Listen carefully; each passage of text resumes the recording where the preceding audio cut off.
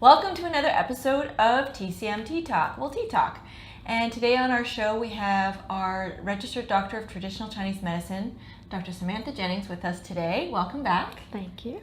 And you're here to talk to us about wild herbs. I am, yes. I wanted to continue along the line that our other practitioner, Gary, started with dandelion and the use of wild herbs as food, as medicine. Yeah. Excellent. Yeah. So tell us a little more about how you use the wild herbs as food. Sure.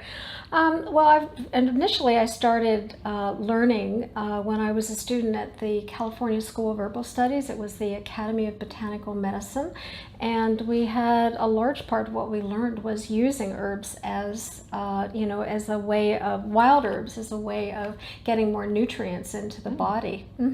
Excellent. Yeah. So I harvest usually in the spring or early summer. Okay. Mostly because that's when we're going to see that the plants have their most chi, or their life force. Right. And so harvesting before they go into flower or into seed.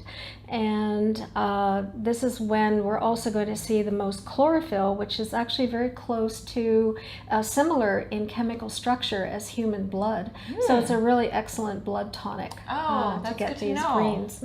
Great. So which herb do you have with us today? Well, I brought plantain, and there's several varieties. The one I brought today is called greater plantain. There is a sword-like type as well called ribwort, but mostly the one that is most common that we're actually going to see in the city is the common plantain. Yes, I brought a plant, and you can even see the ribs, or you might be able to see the ribs that are part of this plant.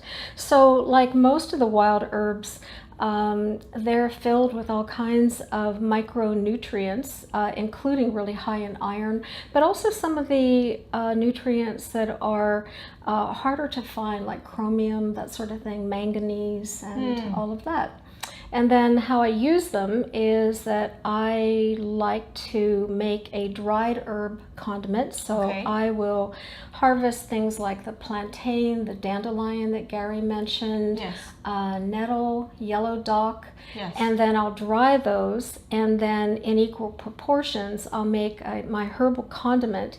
And to that, people can always add the culinary herbs, like oregano, dill, basil, all of those sorts of things. And then this becomes something I can use throughout the winter as another way of continuing to get all these valuable nutrients. And I'll put them in soups, stews, spaghetti sauce, pesto, salad dressing, all sorts of things. Oh, excellent. Yeah. I'm going to try that recipe at home. You guys do it too, and let us know how it goes. What's the flavor profile of this plantain herb? Probably I would say sour. I would think that it's going to be in that sour flavor, which means that it's really going to be good also for detoxifying the liver too. Any other uses for it? Yes, plantain is great for bug bites. And it's interesting because similar to nettle, it's an anti-inflammatory, and often these two actually like to grow together. And I think many people, if you harvest wild herbs and you harvest nettle, people get that nettle sting. And if plantain is your friend and living nearby, all you need to do is chew it and apply it to the sting as like a poultice, and it will take the sting away. So I have one experience where I've seen the power of plantain, where I was on a biking trip with some children, and a young girl who was highly allergic to bees was stung.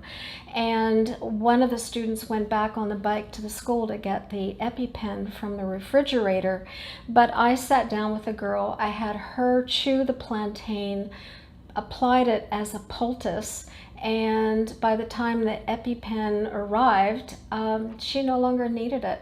That's fantastic. It was pretty wonderful. What a great tip. Yes. Thanks for being on the show. Let us know how that works at home. Okay. Thank you. All right. Okay.